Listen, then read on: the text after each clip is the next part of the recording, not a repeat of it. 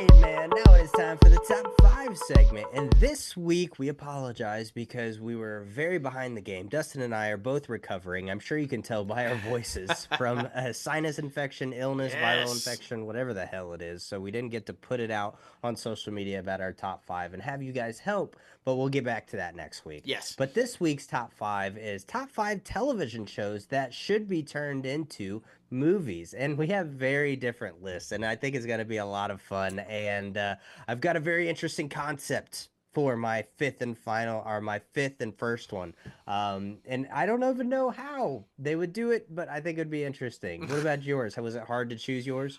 No, actually, I ran through mine pretty quick, and I think that yeah, I have. If they want help writing these movies, I'm all in. I've got ideas for every one of them on my list about what I would do with it. So call me, just let me know. But if you don't know how to approach it, I do. Just come on, give us a call. But yeah, man, I'm excited for this one. I think this will be fun. For sure, man, for sure. Well, number 5 for me, television show turned into a movie, but this is a reality television show, so I don't even know how they would do it. I would love to see behind the scenes of Survivor. I think Survivor would be a very interesting original screenplay where it's set as an actual film where a character goes into a television show living on an island and the behind the scenes of how it works and just trying to adapt and navigate the gameplay of Survivor and trying to navigate the whole dynamic between social play and strength and trying to find idols and all of these different things. Maybe there's a love interest because, we've had 48 seasons of Survivor. So there's so many different storylines that you could go with and try to combine. But it would be kind of interesting. But then, you could turn it into, a horror movie because what if, you go to play Survivor, this well-known game that's been on for 48 seasons, and then you realize this island in Fiji is, haunted, or there's anacondas, or all of these different things. So I think it'd be a very interesting premise, and I think Paramount, they do all sorts of different kind of films, so I think they would be the right studio to try to navigate this particular concept. It would be interesting. I love that you brought that up towards the end, because what I was going to say to you as soon as I saw that on your list is my approach for that would be like a Blair Witch Project type of thing. Like one of those real person who's got a camera and they're documenting all the behind the scenes stuff that you don't see on TV, and you're seeing all the shit going down, and maybe there is something going on behind the scenes. Maybe one of the contestants wasn't vetted and they're a fucking serial killer or something, but something like that. But I feel like a handheld, Blair Witch type approach to it would be badass. People running through the fucking, jungle trying to get out of there because somebody's chasing them, They go on a boat and they think they're going to the place to do a challenge, and the guy just takes them somewhere and hold. I mean, there's so many opportunities there to do it. Would be badass, We find out that Jeff is actually some crazy psycho killer, He's got, oh my gosh. Right, he's like a game master. Yeah. He's orchestrating everything. Yeah. Kind of like the Menu that came out a couple years ago with Anya Taylor-Joy and Ralph Fiennes, who was just nominated for an Oscar. That would be very freaking interesting. But twice. Number 5 for me, Survivor. Let's try to make this happen. Yeah, man. I think it'd be a crazy concept. Just like I said, just hit us up. We've already got an idea for it. We're good. Jeff. We're good. My number 5, I just watched this, and it was a limited series, 6 episodes. And I thought, damn, with this cast, this would be an epic film. Political thrillers seem to do really well at the box office. They have a long stay at the box office. And, for whatever reason, audiences always seem to gravitate to them. And I'm talking about Zero Day. And it's so relevant right now. This is about where somebody attacks the grid and it goes down. They take it out, and they take it out for just 1 minute. And I'm talking everything. All shit. Planes came out of the sky. Cars were crashing. Trains were derailing. People were falling out of buildings because everything went down for 1 minute. And it was like the biggest casualties since 9/11, according to the show, with deaths caused by just 1 minute of the grid going down. So they bring in a former president to head up the Zero-Day Commission to try to find out who was behind it. Well, America wants to blame Russia. Oh, it's Russia, blah, blah, blah. Right? But the real, and spoilers for anybody who hasn't seen it, and I'm sorry, but even when I tell you, you should still go watch it because it's brilliant for De Niro alone. The gist behind it is because of the way the country is fractured right now, and nobody's getting anything done, and this side hates this side, and this person hates this person, and blah blah blah blah. Congress, some members of Congress came up with an idea of taking the grid down, causing this massive casualty to make the country unite against a common enemy and bring back a united front again, to where both sides started working together again in common valor of towards a goal. They didn't expect all those people to die. They didn't expect all the shit to go down that went down. And they never expected for anybody to find out that the actual U.S. themselves were behind the attack on the U.S. I just think it's a really brilliant idea. And sadly, it wouldn't be anything that I would be surprised about as if somebody in our own government were to attack the country. There's already conspiracy theories thinking that 9/11 was caused by us, that we were actually behind it, right? So why wouldn't this be a thing? I just thought it was brilliantly done, and it plays so well into what's going on in society today and what people are terrified about. All these planes coming out of the sky all of a sudden, and all these type things about, think about what it would be like if the grid went down. I know people that would die right away because they wouldn't know how to take care of themselves. They just wouldn't know what to do. So I love this. And the cast was phenomenal. Robert De Niro. It's one of my most favorite things I've ever seen him in. And we're talking about Robert De Niro. I mean, so, and a lot of people were like, oh, he's going to do television. But this was literally a small film. So I would like to see it on the big screen. Expand it, do whatever you got to do. Continue the story. They set it up for a continuation. Well, make it a film. My number 5, Zero-Day. Fantastic pick, man. Fantastic pick. Very timely, too. Oh, Very yeah. timely. Yeah. Number 4 for me goes to Game of Thrones. I'm sure, this would be like a freaking Harry Potter franchise type of thing where you would have to do multiple freaking films. And no wonder they're having so many spin-offs because George R. R. Martin has this big open idea of all of these different concepts that was Westeros.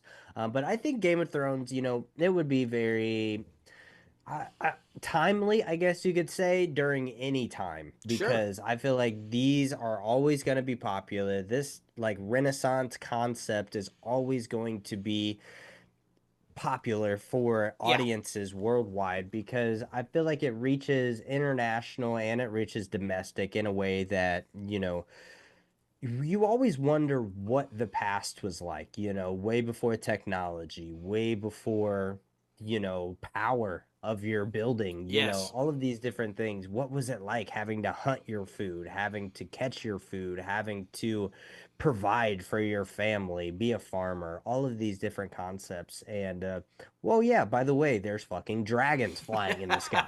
So that's always an interesting concept, too. So I definitely feel like this world of fantasy will never die out. I think this is an ever evolving idea that could be plopped in, 50, 100 years down the line when movies are still playing at your local theaters. So, yeah, I put Game of Thrones on here, obviously, because I'm a huge fan of the original series, huge fan of House of the Dragon. But I also truly believe that the Renaissance and this type of concept will never become unpopular. Right. So I definitely feel like it will live on for years past us being here. That's for sure. Number Oh, 4 for me, Game of Thrones. without doubt, all in. I'd love to see a House of the Dragon like movie, dude. That'd be Right? badass. Like I really do think that would kick ass. I'm right there with you. I think any of these type movies. It's why Dungeons and Dragons did well. It's why Lord of the Rings did well. It's like the people are engulfed in the idea of that world. Oh yeah. And so, regardless of which author it's coming from, they're in. Hmm. So, yeah, I'm right there with you. My number 4, I it's been done, but it hasn't been done correctly, and now they could do it correctly. I would like to take you, have the studio take Alan Richardson and make a proper Reacher movie. Uh, Tom Cruise, nope, not Reacher. If you watch the series, it's brilliant. It is the single greatest adaptation brought to life from the book to the screen. Alan Richardson understands the character. He becomes the character. He is passionate about making sure he gets the character right. The storytelling from the way they're picking from the books and telling these different stories, it's absolutely brilliant. And I think that this series has earned an opportunity to be up on the big screen and to find a whole new audience at the theaters. It's absolutely incredible. I think that Alan Richardson is capable of being a multi-franchise guy, because I also think I would love to see him as Batman in the DCU, the thick Batman. He came out recently, said you don't even have to pay him for that. He would do it for free. So that's how passionate he is, though. And if you watch Reacher, he just gets it. And there's so many different books and so many different storylines that they could put back up on the screen the right way. So I'm hoping that that happens. I don't want the show to go anywhere, but I would like to see it on the big screen as well. I just think there's so much more, and I feel like Richardson has earned that opportunity. Everybody involved with that show has earned that opportunity, and I would like to see that happen, because I think it would be a huge hit. I really do. Completely agree, man. Completely agree. I mean, like you said earlier, people love the spy thrillers, and I Oh think yeah. this one would just be like Zero Day, where it would have lasting long legs and be able to sustain itself as a both television franchise and a film franchise. So I Yes, definitely think that would be able to be a smart idea for, revenue streams. That's for sure. without doubt. My third pick, I think if it was adapted into a film, I think it would win Oscars. Not even gonna lie. Not even gonna lie. This is what we need at the 98th Academy Awards. 99th, 100th. Danny Strong, are you listening? Because you will win Oscars, my man. Number 3 for me goes to Dope Sick. I think the war against Big Pharma as a film would be huge.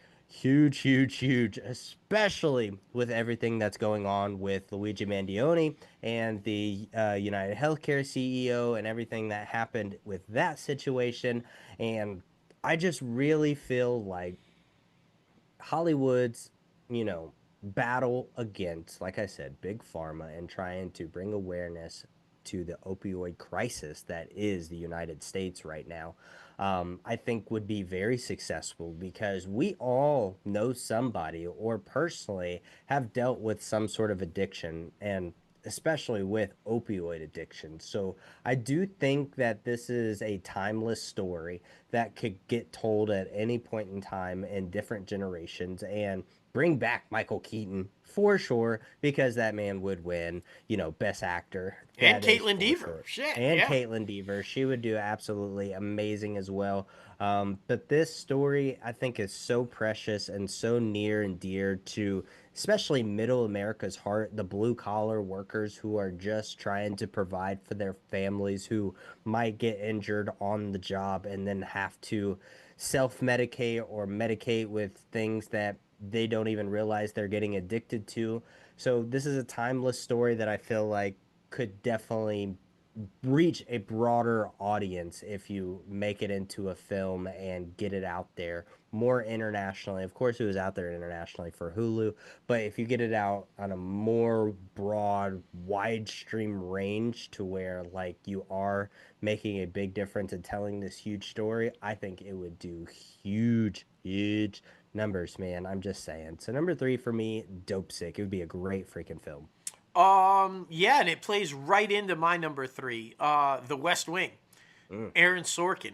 I feel like if you look at A Few Good Men, if you look at The American President, Sorkin knows how to spin a military slash political thriller. He knows how to do it. He's maybe the best at it, right? So I think that The West Wing, up on the big screen, telling a story about a new administration, but of course you have to have all the old people there in some Oh yeah. capacity, whether they're advisors, whatever. But I always liked the idea. And Jimmy Smits, I would have loved to have seen that. I would have loved to have seen the continuation with Jimmy Smits as the president and Josh as the chief of staff, but I feel like they've kind of aged out of that now.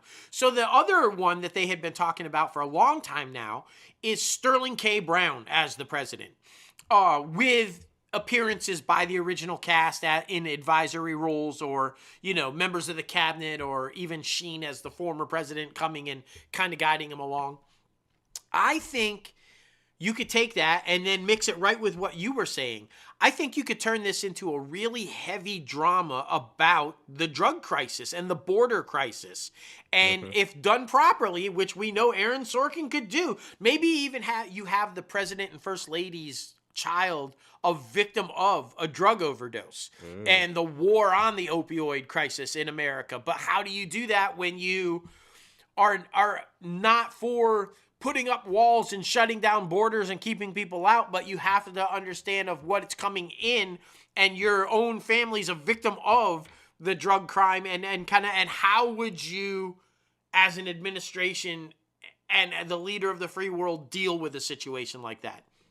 I think it would be an epic movie. I think Sorkin could handle it in a way that, regardless of what side you were on, you would feel empathy, you would feel compassion, you would relate to these characters.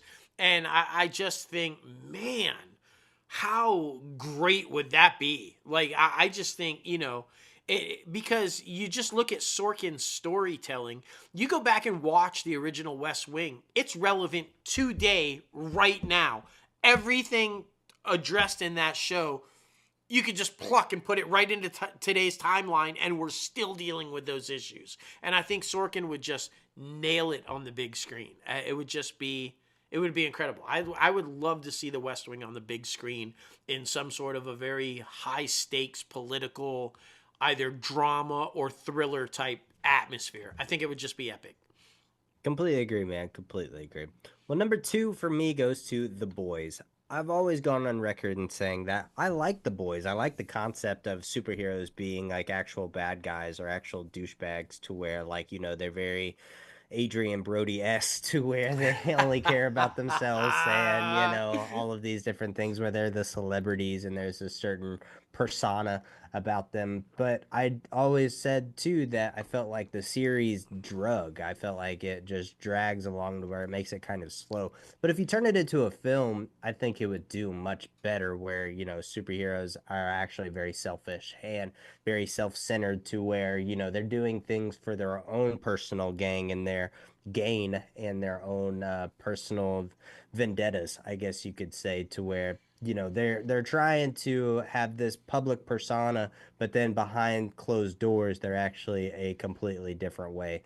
And I think that would be a very interesting concept for a film, especially if, say, Marvel or DC introduced some sort of character that was kind of like that. Like if you turn Tony Stark into like a different type of like douchebaggy character, where he didn't care about the world, he didn't care. So I just think that would be very interesting, because we are in such a big superhero phase of Mm-hmm. cinema. So to show all different sides of that, I think would be very interesting. So yeah, number 2 for me, The Boys. I love that. I like different aspects and different ways to tell different stories about things that are relevant right now. And yeah, I Hmm. think that's a brilliant one. My number two, I'm adamant, and I hate that this will probably never happen, but because we missed the opportunity, and I felt like fans were robbed of it.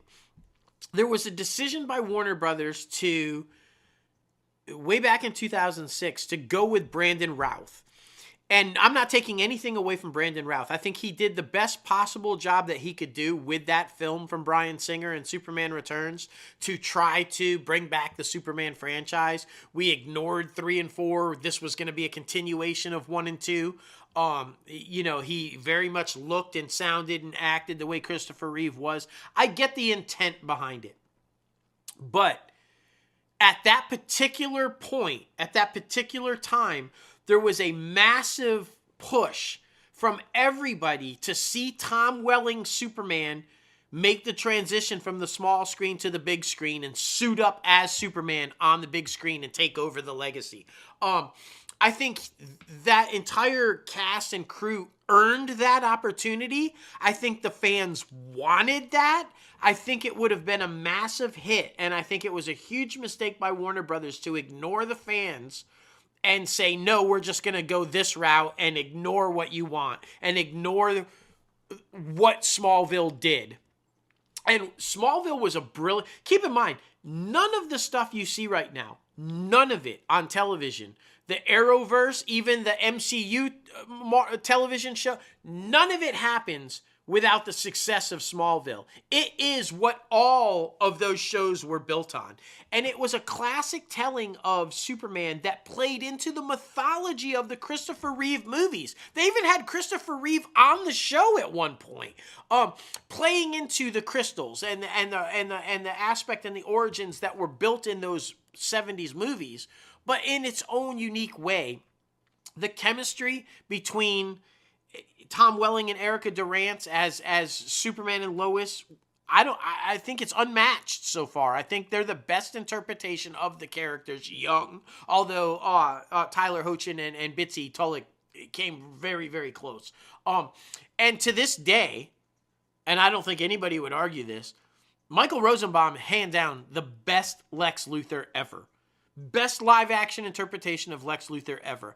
And they deserved their chance to be on the big screen. I think this is a television show that screamed feature film.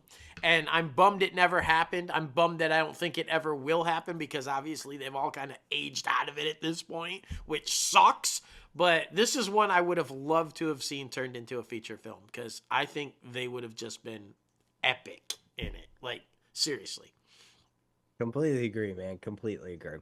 Well, number one for both of us, and it's just time, man. It really is. Especially with after the first 2 episodes dropping this past week on Disney Plus. It is time to see Charlie Cox's Daredevil on the big screen. He is ready to make his MCU debut in the film industry. That is for sure. I think what he is able to do with the Daredevil character and Matt Murdock is absolutely breathtaking, to be honest. I mean, what they're doing right now in Daredevil Born Again, him and Vincent D'Onofrio, is astonishing. You know, those first 2 episodes were so badass, and honestly, probably my favorite MCU television show to date.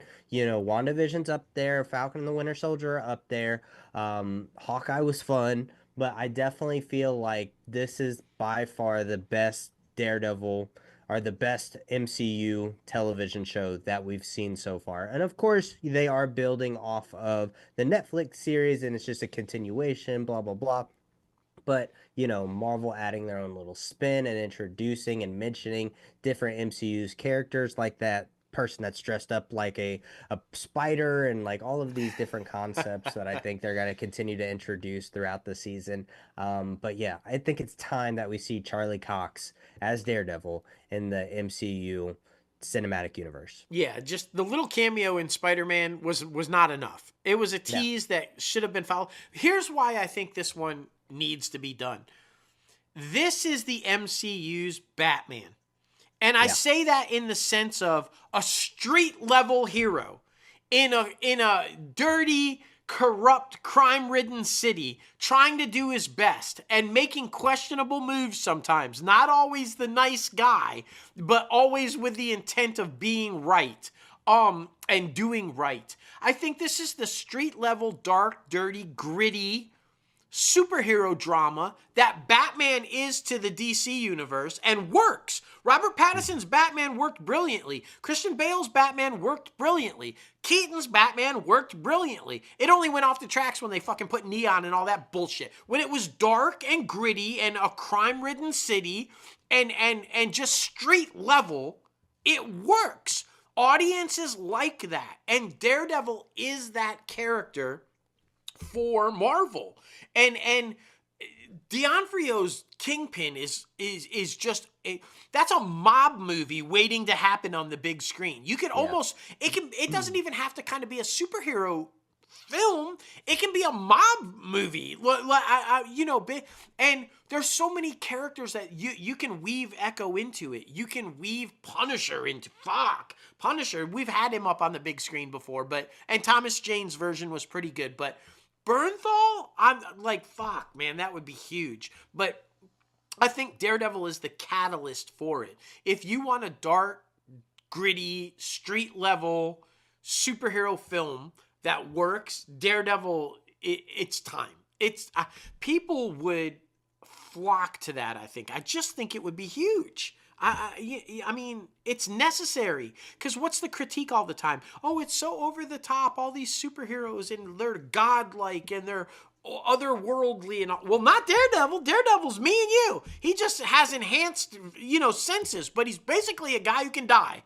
And he's out there fighting crime in a city where everybody's trying to kill his ass. And, it works for me, man. It just works for me. Completely agree, man. Completely agree. And I mean, we've seen the success of the Penguin on the DC side. Yes. So, yeah, I mean, it's totally the same thing. It's mirroring Kingpin. So Yep. I think that would be absolutely badass.